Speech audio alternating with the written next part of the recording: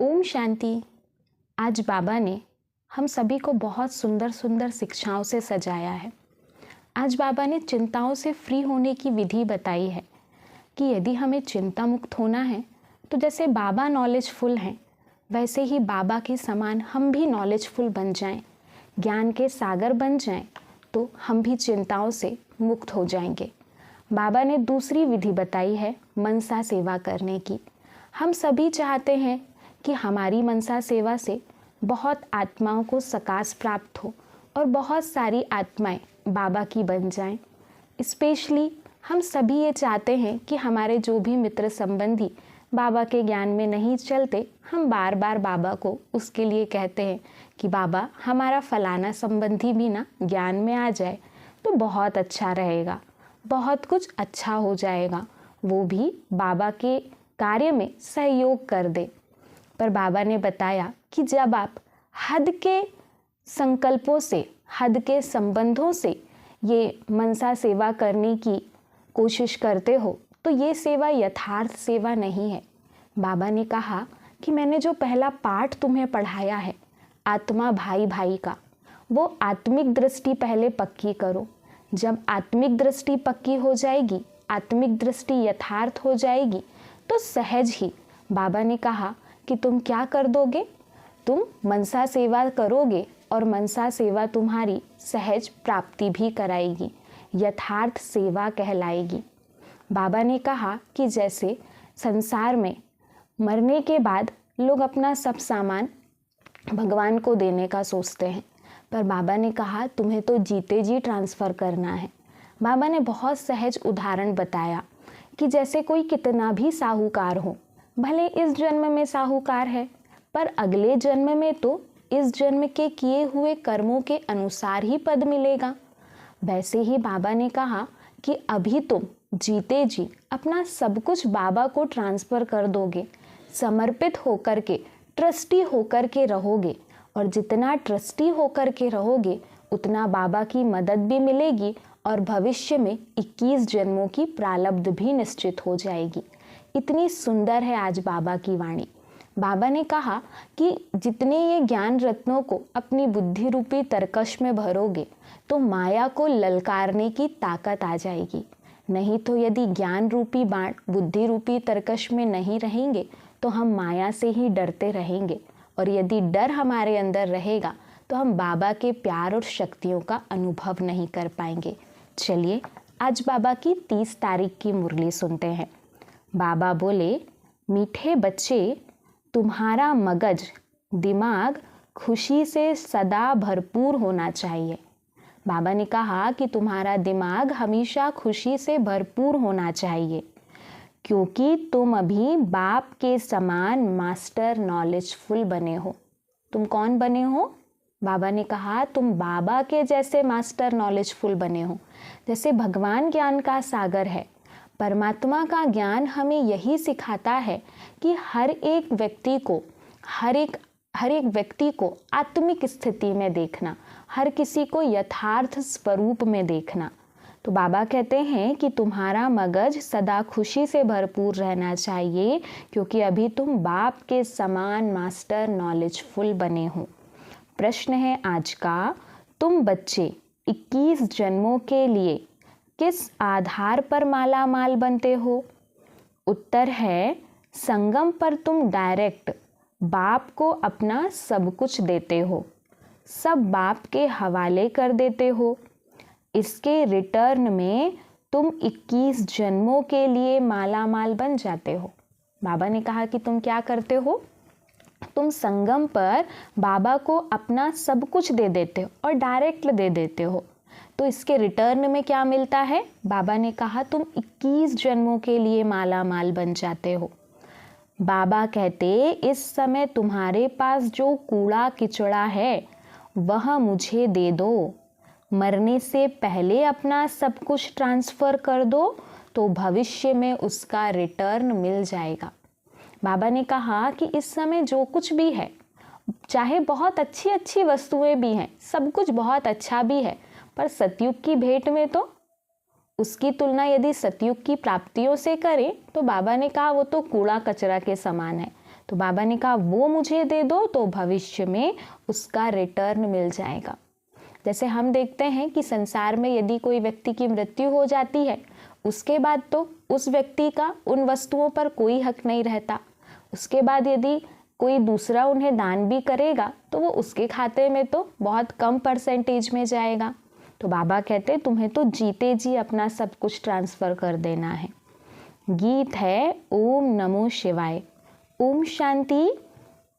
सालिग्रामों प्रति शिव भगवानुवाच। रूहानी बच्चों प्रति रूहानी बाप समझा रहे हैं। अभी तुम बच्चे जानते हो, यहाँ हमको आत्मा समझ बैठना है, ना कि शरीर। और सारी दुनिया में एक भी ऐसा मनुष्य नहीं है जो यह समझते हो कि आत्मा क्या है। बाबा ने कहा अभी तुमको क्या समझ बैठना है, तुमको यहाँ पर आत्मा समझ बैठना है। आत्मा समझ बैठेंगे तो बाबा जो नॉलेज पढ़ा रहे वो नॉलेज बुद्धि में बैठती जाएगी। बाबा कहते हैं आत्मा को ही नहीं जानते तो फिर परमात्मा को भी कैसे समझेंगे। बाप द्वारा ही आत्मा की समझानी मिलती है। आत्मा और परमात्मा को ही नहीं जानते, इसलिए मनुष्य दुखी हैं। बाबा ने दुख का कारण क्या बताया? आत्मा को भी नहीं जानते और परमात्मा को भी नहीं जानते। शक्ति हमें किस में भरनी है वो भी नहीं जानते और शक्तियों का सागर कौन है उसका परिचय भी नहीं है। इसी वजह से हम, बाबा ने कहा, दुखी हैं। अभी तुम बच्चों को यह मालूम हुआ है कि इस ड्रामा की अथवा कल्प वृक्ष की आयु 5000 वर्ष है।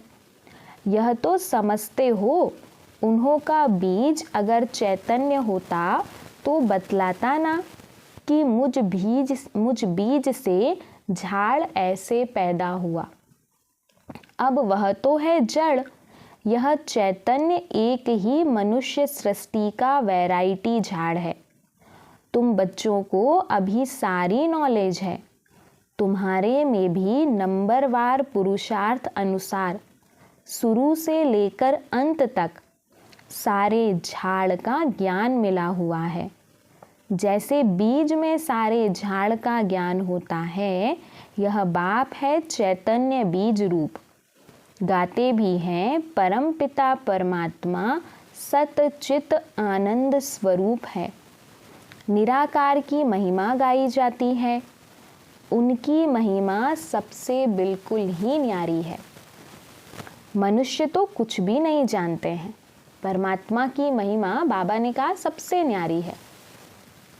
भल देवताओं को यह वर्षा यहाँ से ही मिलता है, परंतु उनको भी वहाँ यह ज्ञान नहीं रहता। वंडरफुल बात है ना। यहाँ अभी तुमको सारा ज्ञान मिलता है।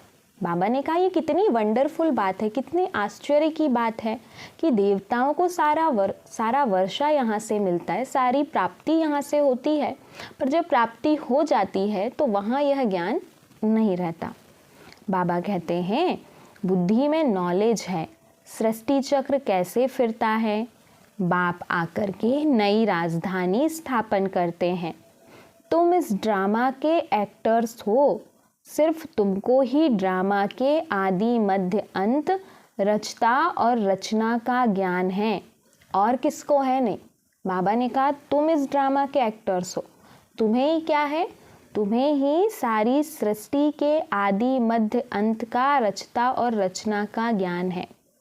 ना शूद्र वर्ण को यह ज्ञान है, ना देवता वर्ण को यह ज्ञान है। कोई सुनेंगे तो वंडर खाएंगे। हम सभी इस ड्रामा के एक्टर हैं, तो हमें हमारी एक्ट बहुत बहुत अच्छे से करनी है। हमें जो भी रोल मिला है, बाबा कहते वो रोल हमें बहुत अच्छे से निभाना है। बाबा कहते हैं मनुष्य तो कहते हैं यह त्यौहार आदि जो मनाते हैं वह परंपरा से चले आए हैं, परंतु बाप समझाते हैं सतयुग में तो यह होते ही नहीं। त्योहारों को कोई जानते ही नहीं। अभी तो कहते हैं ना यह दशहरा दिवाली आदि त्यौहार आने हैं, वहाँ तो कुछ भी याद नहीं रहता। यहाँ पे हम त्योहारों का इंतज़ार इसलिए करते हैं क्योंकि हमें लगता है त्योहार आएंगे तो साथ में हमारे जीवन में खुशियाँ भी आएंगी, पर सतयुग में तो हमेशा ही खुशियाँ रहती हैं। इसलिए बाबा ने कहा वहाँ त्योहारों आदि को तो जानते ही नहीं, एकदम निश्चिंत हो राज्य करते रहेंगे। अभी यहाँ तुम्हारी बुद्धि का ताला खुला हुआ है, तुम एक्टर्स हो, इस ड्रामा के क्रिएटर, डायरेक्टर, मुख्य एक्टर्स, ड्यूरेशन आदि को जानते हो। यह नॉलेज जिसकी बुद्धि में रहेगी उनको अपार खुशी रहेगी। बाबा ने कहा कि अभी ये नॉलेज जिनकी बुद्धि में होगी उनको क्या रहेगी, उनको अपार खुशी रहेगी। गॉड फादर को ही नॉलेजफुल ज्ञान सागर कहा जाता है। कौन सी नॉलेज है? सिवाय तुम्हारे यह कोई भी समझ ना सके। गॉड को ही नॉलेजफुल वर्ल्ड ऑलमाइटी अथॉरिटी कहा जाता है। तो नॉलेज किसकी है? सभी वेदों, शास्त्रों, ग्रंथों, सृष्टि के आदि मध्य अंत की। बाबा ने कहा कौन सी नॉलेज है गॉड फादर के पास? सभी वेदों, शास्त्रों, ग्रंथों और सृष्टि के आदि मध्य अंत की। शास्त्रों में यह ज्ञान नहीं है, वह है ही भक्ति मार्ग के शास्त्र। सिर्फ पूजा करते रहो, बाकी रचयिता और रचना की नॉलेज कुछ भी नहीं है। बाबा ने कहा कि वो तो हैं कौन से शास्त्र? भक्ति के शास्त्र। बाबा ने कहा बाकी वहाँ पे रचयिता और रचना की तो कोई नॉलेज है ही नहीं। तब तो ऋषि मुनि आदि भी कहते थे कि हम रचता और रचना को नहीं जानते।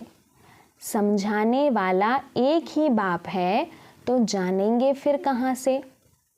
अभी तुम बाप द्वारा सुनते हो, फिर यह नॉलेज प्रायः लोप हो जाती है। यह नॉलेज सिवाय तुम बच्चों के और कोई नहीं जानते। बाबा ने कहा कि ये ज्ञान, ये नॉलेज तुम बच्चों के सिवाय और कोई नहीं जानते। तुमको कितनी बड़ी नॉलेज मिलती है, तो तुम बच्चों को कितनी खुशी होनी चाहिए। वह लोग डॉक्टरी आदि पढ़ने के लिए, सीखने के लिए विलायत में जाते हैं, तुमको तो यहाँ ही ऐसा बनाते हैं जो वहाँ यह डॉक्टर आदि होते ही नहीं। बेहद का बाप जो नॉलेजफुल है उन द्वारा हम सब कुछ जान जाते हैं। बाबा कहते हैं कि जैसे संसार में कोई बड़ी बड़ी पढ़ाई पढ़ने के लिए, बहुत बड़े बड़े पद की प्राप्ति के लिए जब पढ़ाई करने जाते हैं तो बाबा ने कहा कोई कोई विलायत भी जाते हैं, कोई कोई बहुत अच्छे टीचर के पास भी जाते हैं। पर बाबा ने कहा तुम्हारा जैसा टीचर है वैसा टीचर संसार में कोई नहीं। बाबा कहते हैं उनकी हम संतान हैं तो ज्ञान से मगज कितना भरपूर रहना चाहिए, कितनी खुशी होनी चाहिए। ऐसी कोई चीज़ नहीं जिसको हम ना जानते हों। हमारा टीचर कैसा है? जो बेहद की नॉलेज जानता है, सारे सृष्टि की आदि मध्य अंत की नॉलेज जानता है। वह लोग जो कुछ पढ़ते हैं वह तो कुछ नहीं है। भक्ति मार्ग के शास्त्र आदि कितने पढ़ते हैं, परंतु यह तो कोई नहीं जानते कि यह सृष्टि चक्र कैसे फिरता है। तुम बच्चे अभी मास्टर नॉलेजफुल बनते हो, नट शैल में तो सब जान चुके हो। बाकी सिर्फ आत्मा जो तमो प्रधान है उनको सतो प्रधान बनाना है। कोई है जो तमो प्रधान से तमो बने होंगे, कोई तमो से रजो बने होंगे, कोई रजो से सतो बने होंगे, सतो प्रधान नहीं कहेंगे। बाबा ने कहा अभी बाबा के पढ़ाने का लक्ष्य क्या है कि आत्मा जो तमो प्रधान बन गई है उसे तमो प्रधान से सतो प्रधान बनाना है। तो बाबा ने कहा अभी स्टेजेस हैं कि कोई तमो प्रधान से तमो बने हैं, कोई रजो बने हैं, कोई सतो बने हैं। सतो प्रधान जब बन जाएंगे तो नंबरवार पुरुषार्थ अनुसार कर्मातीत अवस्था आ जाएगी। फिर तो नई दुनिया चाहिए राजाई के लिए, इसलिए पुरानी दुनिया का विनाश होता है। जब यह यज्ञ पूरा होगा तो सारी पुरानी दुनिया की आहुति पड़ेगी। यह पढ़ाई पूरी हो जाएगी। फिर नंबरवार पुरुषार्थ अनुसार कर्मातीत अवस्था को पालेंगे। जैसे वह भी इम्तहान पास कर फिर ट्रांसफ़र हो जाते हैं, तुम भी मृत्यु लोक से ट्रांसफ़र हो अमर लोक में चले जाएंगे। हम अमर लोक में थे, फिर 84 जन्म लेते लेते मृत्यु लोक में आ गए। बाबा ने कहा जैसे दुनिया में कोई परीक्षा पास करके ट्रांसफ़र हो जाते हैं अगली क्लास में या कोई जॉब मिल जाती है, वैसे ही बाबा ने कहा कि अभी तुम भी पढ़ाई करोगे तो तुम भी इस मृत्यु लोक से ट्रांसफ़र हो अमर लोक में चले जाओगे। सारी दुनिया जानती है जिस्मानी सर्विस को, रूहानी को कोई जानते ही नहीं। सुप्रीम रूह ही आकर नॉलेज देते हैं, उस सुप्रीम का जन्म भी मनाते हैं। उनको ही सुख का सागर, शांति का सागर, दुख हरता सुख करता कहते हैं। शिव नाम है ना। बाबा ने कहा कि सुप्रीम बाप को क्या कहा जाता है? सुख का सागर, शांति का सागर, दुख हरता सुख करता। जयंती भी मनाते हैं परंतु बुद्धि में कुछ नहीं है। बाप ही यह सब राज सुनाते हैं, फिर 5000 वर्ष बाद सुनाएंगे। यह ज्ञान सतयुग में नहीं होता क्योंकि आत्माएं सतो प्रधान है। बाबा ने कहा वहाँ आत्मा सतो प्रधान स्थिति में रहती है, इसलिए इस ज्ञान की वहाँ कोई दरकार ही नहीं रहती। ज्ञान से ही वह ऐसी बनती है। यह नई बातें हैं ना। मंदिर बनाने वाले भी यह नहीं जानते कि लक्ष्मी नारायण का मंदिर हम क्यों बनाते हैं, उन्हों को यह राज्य किसने दिया, कैसे यह पद पाया। कहते हैं ना कर्मों का फल है। अभी बाप बैठ कर्म अकर्म विकर्म की गति का राज समझाते हैं। उन्होंने भी यह नॉलेज सुनी होगी।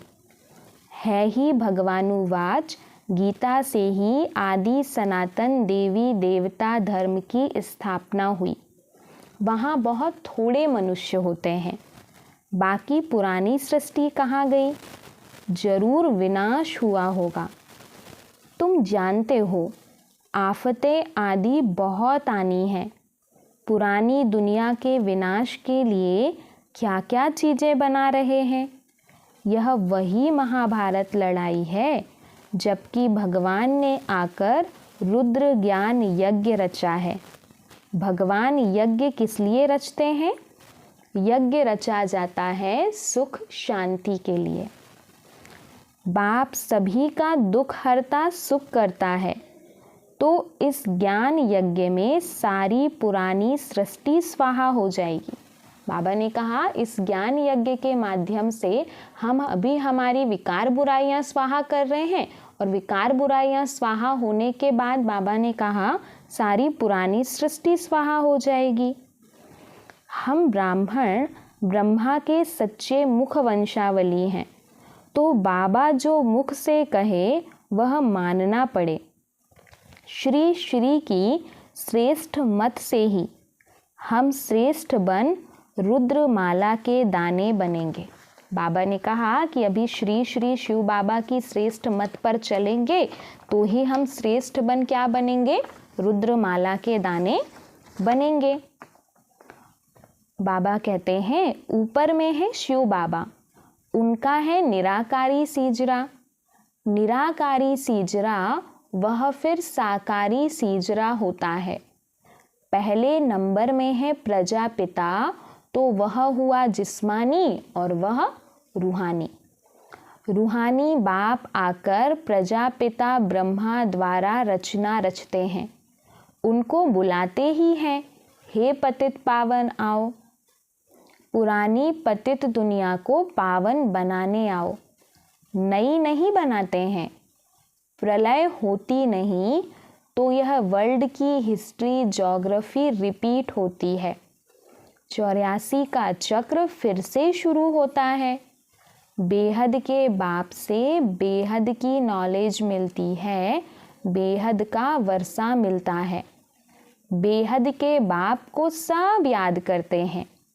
हे भगवान कहते हैं ना, हे ईश्वर, हे प्रभु कहने से कोई चित्र याद नहीं आता, निराकार याद आता है। कहते भी हैं कि भगवान को याद करो, फादर है ना। हम सब हैं ब्रदर्स। आत्माओं के लिए कहते हैं सब ब्रदर्स हैं। सब पुकारते हैं, हे पतित पावन, दुख हरता सुख करता, हे लिबरेटर आओ, हमको गाइड करो। घर भूल गया है, याद है, परंतु हम जा नहीं सकते हैं। बाबा को क्यों बुलाते हैं कि बाबा आकर के हमें गाइड करो, हम हमारे घर का रास्ता भूल गए हैं। योग लगाने से जैसे घृत पड़ता जाता है। आत्मा अविनाशी है ना, तो आत्मा की ज्योति सारी उझाई नहीं जाती है।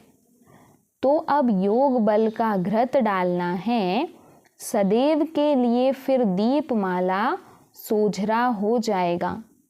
दीपमाला अर्थात घर घर में सोझरा। तो दीपमाला कहाँ होगी? सतयुग में, यहाँ नहीं। यह सब राज तुम समझते हो। बाबा ने कहा दीपमाला माना हर एक घर में खुशी और आनंद हो। तो बाबा ने कहा वैसा तो सतयुग में ही होगा, क्योंकि हर एक आत्मा सतो प्रधान स्थिति में रहेगी, सुख शांति आनंद प्रेम से भरपूर रहेगी। तो हर एक घर में जैसे कि दीपमाला होगी। बाबा कहते हैं यह सब राज तुम जानते हो, तुम्हारे पास ब्लाइंड फेथ नहीं है। बाबा ने कहा तुम अंधविश्वासी नहीं हो, तुम यथार्थ राज को जानते हो। अच्छा, मीठे मीठे सिकी लधे बच्चों प्रति माता पिता बाप दादा का याद प्यार और गुड मॉर्निंग। रूहानी बाप की रूहानी बच्चों को नमस्ते। हम रूहानी बच्चों की रूहानी बाप दादा को याद प्यार गुड मॉर्निंग और नमस्ते। धारणा के लिए मुख्य सार है, पहली पॉइंट है, चिंताओं से फ्री होने के लिए बाप समान नॉलेजफुल बनना है। बाबा ने हमें जो इस ड्रामा की नॉलेज दी है कि इस ड्रामा में जो कुछ भी हो रहा है वो सब कुछ हमारे लिए कल्याणकारी है। ये नॉलेज यदि हमारी बुद्धि में बैठ जाएगी तो बाबा कहते हैं कि आप सहज ही चिंताओं से फ्री हो जाएंगे। बुद्धि में सदा ज्ञान का सिमरण करते रहना है। दूसरी पॉइंट है, रूहानी सर्विस कर अपनी प्रारब्ध बनानी है, पुराना सब कुछ ट्रांसफ़र कर देना है। बाबा ने कहा रूहानी सेवा करनी है, अपनी प्रारब्ध बहुत ऊंची बनानी है, और बाबा ने कहा पुराना जो भी कूड़ा कचड़ा है सब कुछ ट्रांसफ़र कर देना है। वरदान दिया आज बाबा ने, सर्व प्रति शुभ कल्याण की भावना रख, परिवर्तन करने वाले बेहद सेवाधारी भव। डिटेल है, मेजॉरिटी बच्चे बाप दादा के आगे अपनी यह आश रखते हैं कि हमारा फलाना संबंधी बदल जाए, घर वाले साथी बन जाएं, लेकिन सिर्फ उन आत्माओं को अपना समझ यह आश रखते हो तो हद की दीवार के कारण आपकी शुभ कल्याण की भावना उन आत्माओं तक पहुंचती नहीं। बेहद के सेवाधारी सर्व प्रति आत्मिक भाव व बेहद की आत्मिक दृष्टि, भाई भाई के संबंध की वृत्ति से शुभ भावना रखते हैं तो उसका फल अवश्य प्राप्त होता है। यही मनसा सेवा की यथार्थ विधि है। बाबा ने कहा कि हमारी आश तो बहुत अच्छी रहती है कि हमारे संबंधी भी ज्ञान में आ जाएं, उनके भी संस्कार स्वभाव बदल जाएं, पर बाबा ने कहा कि जब हद के साथी बन जाएं, ये बात आप रख कर के, ये सोच रख कर के योग करते हो, ये भावना रखते हो, तो बाबा ने कहा हद की दीवारें बन जाती हैं और फिर हमारे वो वाइब्रेशन उन आत्माओं तक नहीं पहुंच पाते। इसलिए बाबा ने कहा पहले स्वयं को बेहद की स्थिति में स्थित होना है। हर एक आत्मा को आत्मिक दृष्टि से, भाई भाई की दृष्टि से देखना है, तब हमारे वाइब्रेशन उन आत्माओं तक भी पहुंचेंगे और हमारी सेवा फलीभूत भी होगी। स्लोगन है, ज्ञान रूपी बाणों को बुद्धि रूपी तरकश में भरकर माया को ललकारने वाले ही महावीर योद्धे हैं। बाबा ने कहा कि यदि हमारी बुद्धि में ज्ञान रूपी बाण रहेंगे तो माया को ललकारने की हिम्मत हम कर सकते हैं और माया आए तो उसका सामना करके उसे हरा भी सकते हैं। तो ज्ञान रूपी बाणों से अपनी बुद्धि को भरने के लिए निरंतर ज्ञान का चिंतन हमें करते रहना है और हर एक आत्मा के लिए शुभ कल्याण की शुभ भावना रखनी है। ओम शांति।